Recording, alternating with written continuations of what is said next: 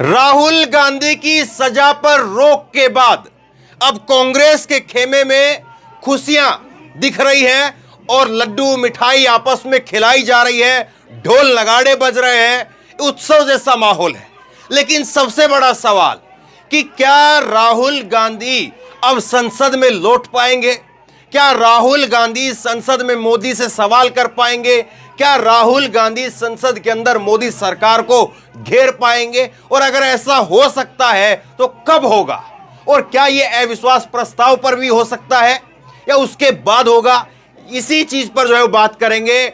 और supreme court के अंदर अभिषेक मनु सिंघवी जो राहुल गांधी की तरफ से पैरवी कर रहे थे, उनकी तरफ से जो है वो वकील थे वहां पर, उन्होंने क्या कहा है टेक्निकली, अब क्या क्या जो है वो राहुल गांधी के केस में बाकी है, उस पर जरा बात करेंगे। और राहुल के लिए संसद के दरवाजे कब खुलने वाले हैं, राहुल गांधी संसद में कब पहुंचने वाले हैं, इस पर जरा बात करेंगे। लेकिन जरा ये तस्वीरें देखिए, मल्लिकार्जुन खड़गे को मिठाई खिला रहे हैं राहुल गांधी, और उससे पहले जो है वो मल्लिकार्जुन खड़गे ने राहुल गांधी को मिठाई खिलाई। और ये तस्वीरें आप देख ही रहे हैं किस तरह से जो है वो यहाँ पर बुके देने का काम, मिठाई खिलाने का काम, शाल उड़ाने का काम, ये तमाम जो है वो यहाँ पर माहौल नजर आ रहा है। लेकिन राहुल ने क्या कहा? आज प्रेस कॉन्फ्रेंस हुई और प्रेस कॉन्फ्रेंस में राहुल कुछ ही देर बोले, कुल करीब करीब जो है 30-40 सेकंड भर तक वो बोले। उसके अलावा जो है मल्लिकार्जुन खड़गे बोले हैं, उसके अलावा जो है वो अधीर रंजन चौधरी बोले हैं, उसके अलावा जो है अभिषेक मनु सिंघवी बोले हैं, तमाम कांग्रेस के नेता बोले। लेकिन राहुल गांधी केवल 30-40 सेकंड तक बोले। शायद वो अपने आप को जो है वो रोक करके रखे हुए हैं कि संसद में जब बारी आएगी तो वहां पर बोलेंगे। क्या कहा है राहुल ने, जरा वो सुन लीजिए। राहुल ने कहा है कि आज नहीं तो कल, कल नहीं तो परसों सच्चाई की जीत होती है, यह राहुल ने कहा है। लेकिन चाहे जो हो जाए मेरा रास्ता साफ है, मुझे क्या करना है, मेरा क्या काम है, उसे लेकर के मेरे दिमाग में स्पष्टता है। जिन लोगों ने हमारी मदद की, जनता ने जो प्यार दिया है, साथ दिया है, उसके लिए बहुत बहुत धन्यवाद। ये जो है वो राहुल गांधी की तरफ से 30-40 सेकंड के अंदर जो है ये बातें कही गई है। ये वीडियो मैं आपको सुनवा दूंगा और उसके बाद मैं आपको सुनाऊंगा अभिषेक मनु सिंघवी। और अभिषेक मनु सिंघवी वो यहां पर कह रहे हैं कि फिर से चलेगी सवालों की आंधी, संसद में लौटेंगे राहुल गांधी। तो संसद में कब लौटेंगे राहुल गांधी, लाख टके का सवाल अब यह है। इससे पहले तक तो सवाल यह था कि राहुल गांधी की सजा पर रोक लगती है, नहीं लगती है, राहुल गांधी फिर से उनकी सदस्यता बहाल हो पाती है, नहीं हो पाती है। लेकिन अब लाख टके का सवाल यह है कि राहुल गांधी संसद में कब पहुंचेंगे, और पहुंचेंगे तो फिर बोलेंगे क्या, फिर वो सवाल हो जाएगा। लेकिन अभी का लाख टके का सवाल कि संसद में कब पहुंचेंगे, कब संसद के दरवाजे उनके लिए खुलेंगे। राहुल गांधी को पहले आप सुनिए जरा। राहुल थोड़ी देर बोले हैं और एग्रेशन नहीं है, गुस्सा नहीं है, बस केवल जो है वो अपनी बात कही है, सुनिए। आज नहीं तो कल, कल नहीं तो परसों सच्चाई की जीत होती है। मगर जो भी हो, मेरा रास्ता तो क्लियर है। मुझे क्या करना है, मेरा क्या काम है, उसके बारे में मेरे दिमाग में बिल्कुल क्लैरिटी है। जिन लोगों ने हमारी मदद की और जनता ने जो प्यार और सपोर्ट दिया, उसके लिए मैं बहुत बहुत धन्यवाद करता हूँ। Thank you. बस इतनी देर राहुल गांधी बोले और बोल करके वहां पर राहुल गांधी ने जो है वो अपने आप को शांत कर लिया और उसके बाद में वो उठ करके चले भी गए। संभवतः वो जो है वो आज कोई और कंट्रोवर्शियल बात नहीं कहना चाह रहे थे, मोदी पर आज कोई निशाना नहीं साधना चाह रहे थे। वो अब उनके दिमाग में एक ही है कि संसद का रास्ता खुले और संसद में जाकर के अपनी बात कही जाए। क्योंकि अविश्वास प्रस्ताव पर कांग्रेस पार्टी की तरफ से कौन बोलेगा, इसको लेकर के संशय था। इसको लेकर के अधीर रंजन चौधरी जो है वो हो सकता था कि लोकसभा के अंदर वो बोलें और राज्यसभा में मल्लिकार्जुन खड़गे बोलें। लेकिन अब जो है वो तस्वीर साफ हो रही है कि राहुल गांधी की एंट्री हो जाती है, राहुल गांधी की सदस्यता बहाल करके लोकसभा के अंदर जो है उनको दोबारा से ले लिया जाता है। तो फिर कांग्रेस पार्टी की तरफ से लोकसभा के अंदर नरेंद्र मोदी के सामने राहुल गांधी ही बोलेंगे। एक तरफ जो है वो इधर राहुल गांधी होंगे और दूसरी तरफ जो है नरेंद्र मोदी होंगे। और क्या जो है वहां पर संवाद होगा, क्या वहां पर बातें कही जाएंगी, वो तो देखने की बात रहेगी। अधीर रंजन चौधरी ने आज प्रेस कॉन्फ्रेंस के अंदर कह दिया कि जैसे ही हमारे पास में सुप्रीम कोर्ट की तरफ से फैसले की कॉपी आ जाती है, वो लेकर के तुरंत हम जो स्पीकर हैं लोकसभा के ओम बिरला उनको देंगे, और सोमवार सुबह सुबह फिर से पार्टी जो है वो अपनी तरफ से कहेगी कि राहुल गांधी की सदस्यता उसको बहाल किया जाए। क्योंकि जो फैसला, जब 2 साल की सजा दी गई थी, 23 मार्च को सजा दी गई, 24 तारीख को सदस्यता चली गई और 25 तारीख को जो है वो बंगला खाली करने का नोटिस भी मिल गया था। तो बड़ी फास्ट तरीके से जो है वो हुआ था सब कुछ, एकदम बुलेट ट्रेन की स्पीड से। अब वो ट्रेन जो है वो बुलेट ट्रेन रहेगी, किस रफ्तार से जो है सरकार काम करती है ये तो वक्त बताएगा, लेकिन हाँ, राहुल के पास में वक्त है। आज जो है वो 4 तारीख है, 4 तारीख है, शुक्रवार है, 5 तारीख का कल शनिवार, 6 तारीख का इतवार, 7 तारीख का सोमवार, 8 तारीख मंगलवार से चर्चा शुरू होती है। अगर सोमवार को भी राहुल गांधी के लिए जो है वो स्पीकर के पास में अर्जी जाती है तो कम से कम 8 तारीख तक उनको उस अर्जी पर दोबारा से जो है वो राहुल गांधी को लेना पड़ेगा। अब वो 7 तारीख की शाम तक हो सकता है या 8 तारीख की सुबह जो है वो राहुल गांधी संसद में पहुंच सकते हैं, और 8 तारीख से ही संसद के अंदर जो है वो अविश्वास प्रस्ताव पर चर्चा होगी। अब टेक्निकली जरा इस चीज को समझ लीजिए। कांग्रेस के वरिष्ठ नेता हैं, वकील हैं, और खुद जो है इनकी दलीलों के आधार पर ही सुप्रीम कोर्ट ने फैसला दिया है।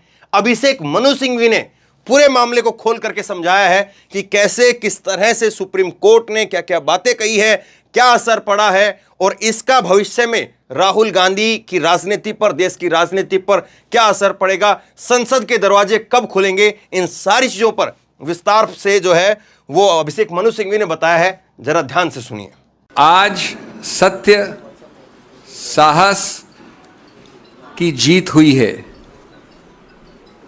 ये केवल राहुल गांधी जी की जीत नहीं है, लोकतंत्र की जीत है, संविधान की जीत है और आम जनमानस की जीत है।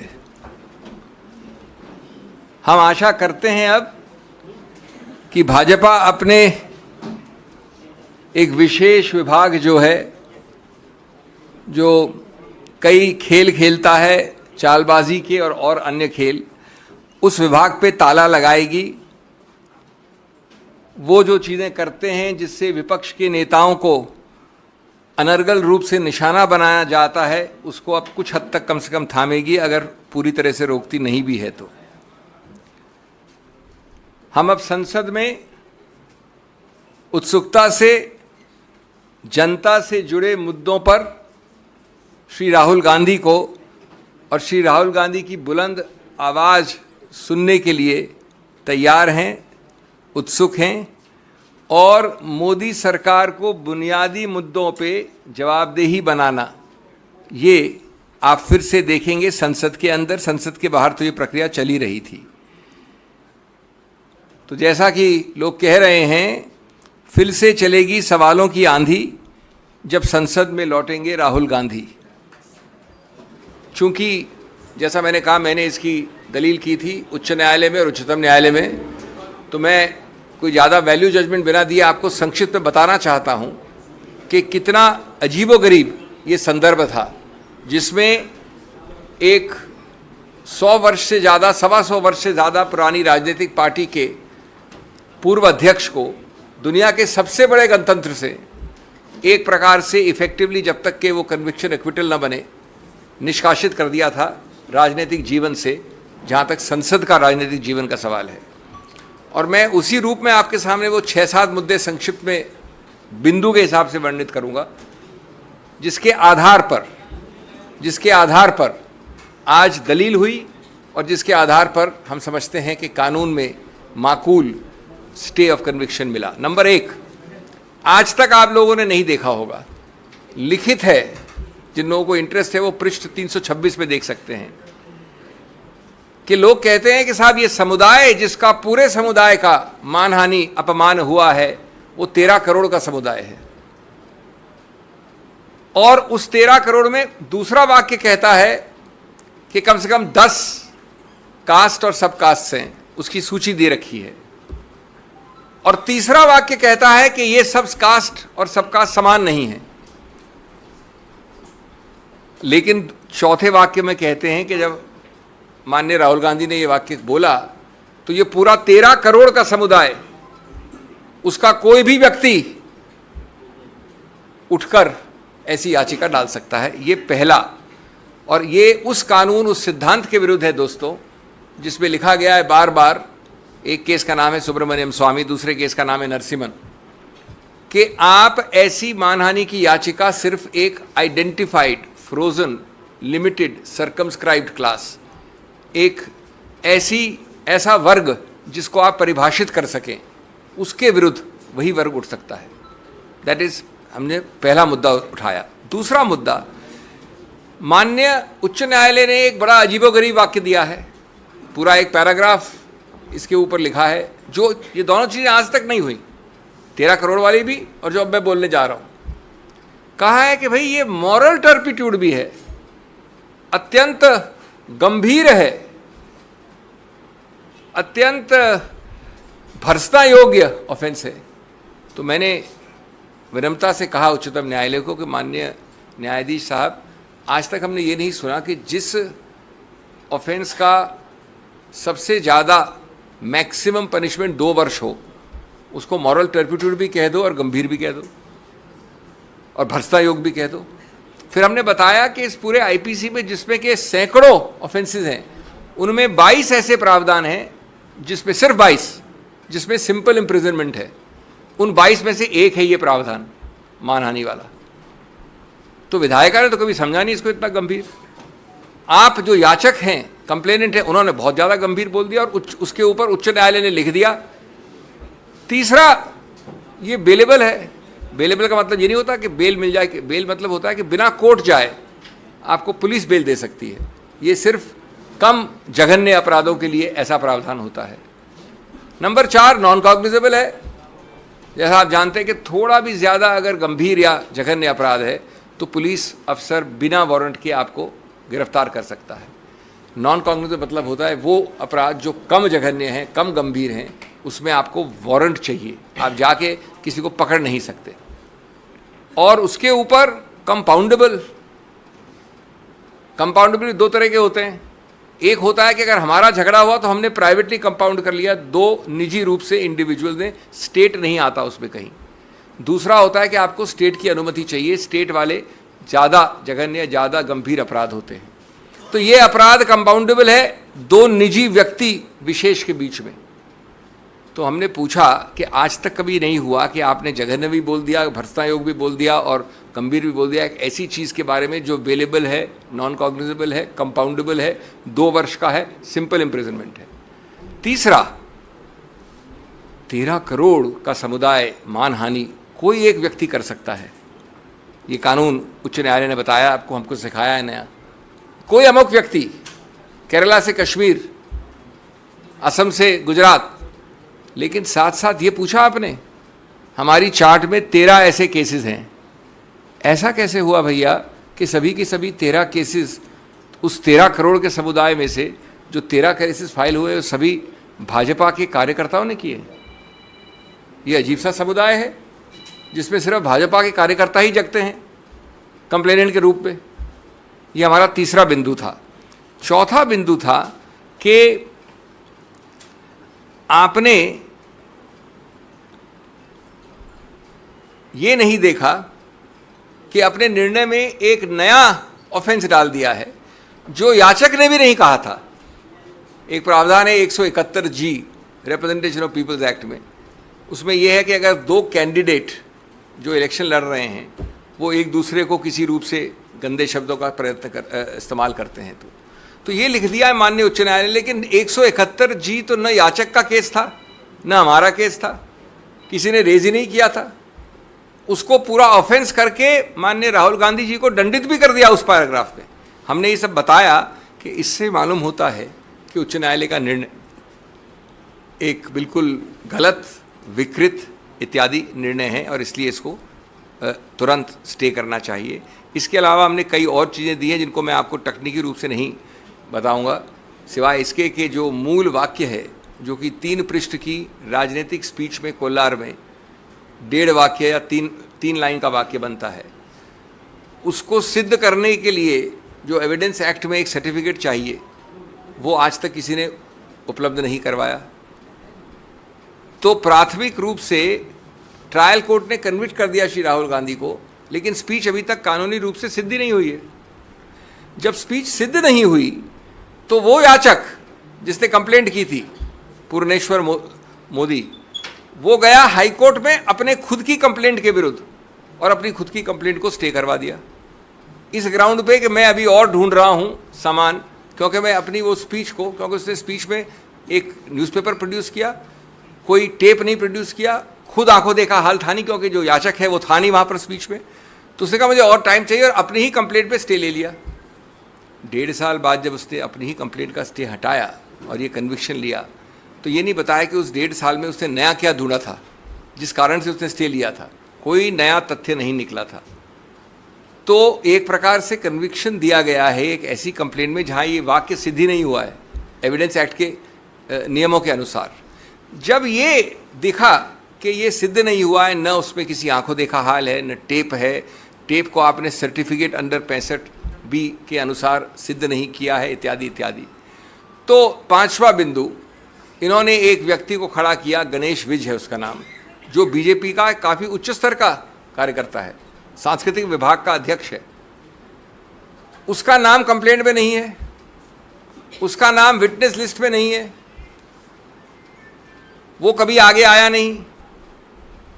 1.25 साल कंप्लेंट के बाद, 1.25 साल होता है 1 महीना, 1 साल 9 महीना, उन्होंने इसको खड़ा कर दिया बीजेपी कार्यकर्ता को कि मैं वहाँ था खड़ा हुआ, मेरी आंखों देखी हाल है, मैंने स्पीच सुनी थी। तो जिसको हम कहते हैं अंग्रेजी में वर्थलेस विटनेस, उस विटनेस का कोई भी आप उसके ऊपर आप आधार नहीं कर सकते, आधारित नहीं कर सकते अपने कन्विक्शन को। इसके अलावा कई और मुद्दे हैं।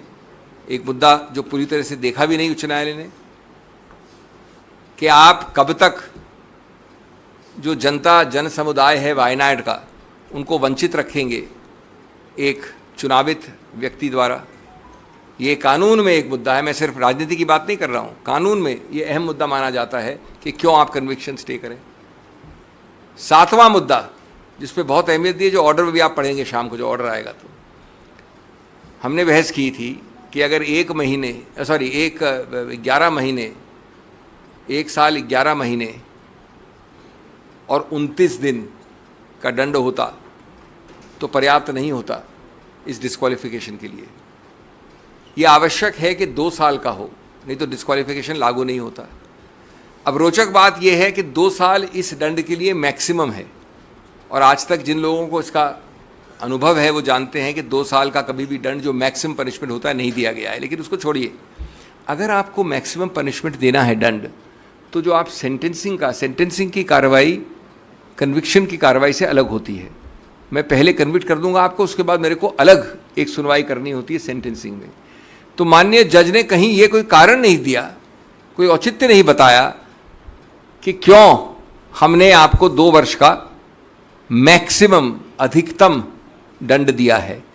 अगर उन्होंने कोई कारण नहीं बताया, 15 मिनट में सेंटेंसिंग, राहुल गांधी जी गए थे कोर्ट, तो अगर आप कारण नहीं बताओगे तो उसका आधार नहीं होगा, तो 2 वर्ष कैसे आपने लागू किए एक साथ। 8वां, उन्होंने कहा कि ये तो हैबिचुअल ऑफेंडर हैं। हमने चार्ट दिखाई, 13 केसेस में 1 में भी कन्विक्ट नहीं हुए राहुल गांधी जी, 1 में भी। सबके सब 13 केसेस बीजेपी कार्यकर्ताओं द्वारा हैं। मैं आपको एक केस कार्यकर्ता द्वारा फाइल करके मैं कह दूंगा कन्विक्ट हो आप। एक 14वां केस है जिस पे कन्विक्ट नहीं हुए, राफेल का कंटेम्प्ट है, जहां मैं पेश हुआ था, वहां पर अपॉलॉजी मान्य है, वहां भी कन्विक्ट नहीं हुए।